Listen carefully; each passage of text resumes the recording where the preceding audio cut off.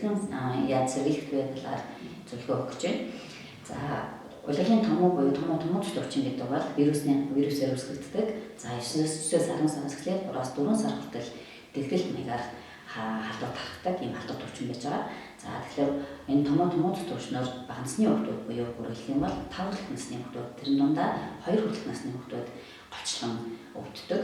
За тэгээд бага насны хүүхдүүдэд өндөр лилүүдэд тохиолддог ийм өвчин байж байгаа. За тэгэхээр энэ өвчнөөс яаж хүүхдээ бид сэргийлэх вэ гэхээр хамгийн нэгдүгээрт нь хүүхдээ маш сайн хооллох хэрэгтэй. За хүүхдийн хоолн дээр юу гаргах вэ гэхээр хүүхдийн маань хоол насандаа тохирсон аминдын бэлчээр баялаг шингэл цайтай хоол авах хэрэгтэй. За хүүхдийн хоолн дээр бид шингэн, хагас шингэн, шилтэй хоолыг голцоохон өгөх ёстой. За нөгөөтэйгөр хоёрдугаарт нь гол харах юм юу вэ гэхээр хүүхдийн уцлан дээр харах хэрэгтэй. За өдөр солигдож байгаа яг ийм үед хүүхдүүд маань өглөөдөөс ирэх өдөртөө дулаахан гайгүй байгаад байдаг учраас за хүүхд маань жинтэх гэдэг, за эсвэл хэд хөдлөх гээд халууцуулах гэдэг. Тийм учраас хүүхдийнхаа байгаль орчинд нь тохирсон за ийм хувцсыг өмсүүлэх хэрэгтэй. За гуравдугаарт нь юун дээр анхаарах вэ гэхээр хүүхдийг сайн унтуулж амрааж авах хэрэгтэй. За цэцэрлэгийн хүүхдүүд ч ялгаа авахгүй, бага хүүхдүүд ч ялгаа авахгүй, сургуулийн бага дунд ангийн хүүхдүүд ч ялгаа авахгүй, маш сайн унтуулж амрааж авах хэрэгтэй. Ийм насны хүүхдүүд хэдэн цаг унтах хэрэгтэй гэхээр хоногтоо 10-аас 12 цаг, доод нь 10-аас 12 цаг унтаж амарч явах хэрэгтэй. За хүүхэд сайн унтаж амраагаас болоод хүүхдийн тархлаас удардаг. За тэгээд олон өвчнөр хүртэх ийм эрсдэл бий болдог байж байгаа. За ялангуяа сургуулийн насны хүүхдүүдтэй дэлгэц одоо цацаад болгоч байдаг юм уу, зураг үзэгч байдаг ч юм уу гэд ингээд нойр алддаг учраас маш сайн амраахыг эцэгчүүд анхаарах хэрэгтэй.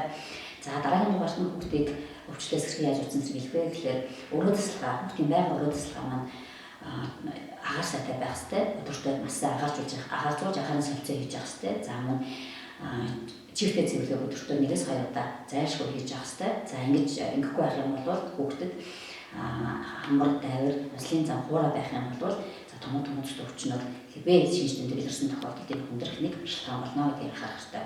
За дараагийн дугаарт нь бас нэг анхаарах юм жижиг хүүхдтэй ээж аав нар өөртөө өвдөхгүй байхыг хичээх хэрэгтэй. За мөн гэртээ байгаа ах эгч нарын сургуулийн хүүхдүүд, цэцэрлэгийн хүүхдүүд бас энэ ханаа томог вирусыг зөөгч болдог учраас өөртөө өвдөх байхыг хичээх хэрэгтэй. За тийм тул яах вэ гэхээр өөртөө маш сайн хооллох хэрэгтэй.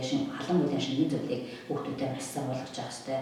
Тулгай явахд анхаарах хэрэгтэй. Сургууль цэцэрлэгийн насны хүүхдүүдийг. За өшөө бас хэрвээ чи олон гараад ирсэн бол гараад орж ирж байгаа бол гараад маш сайн угааж жижиг хүүхдээ хүрэх гэдэг ч юм уу. Эсвэл гадуур буцаар тайсныхаа дараагаар шашныхаа дараагаар хүүхдээ авах зэрэгтэр эцэгчүүдээс анхаарах хэрэгтэй. За хэрвээ хүүхд чинь өвдсөн ханаа томооны шинж тэмдэг илэрсэн бол эмчийн завраар эм тариа хэрэглэх хэрэгтэй. Дур мэдэн эмчилгээ хийх, дур мэдэн эм тариа хэрэглэх хүүхдийн өвчнийг хүндрүүлэх нэршилтан болно шүү гэдгийг эцэгчүүд анхаарах хэрэгтэй. За ханаа томооны үүсгэгч маань вирус гэдэг учраас өвчин тохиолдлоор өмнө халуураад эхлэнгүүд нь антибиотик ч юм уу хэрэглэж болохгүй. Инхэн хүүхдийн ахлаар болон сурлах өвчин хүндрэх нэршилтан болно гэдгийг анхаарах хэрэгтэй. Тэгэхээр эмчийн завраар эмчилгээ хийнэ гэдгийг анхаарна.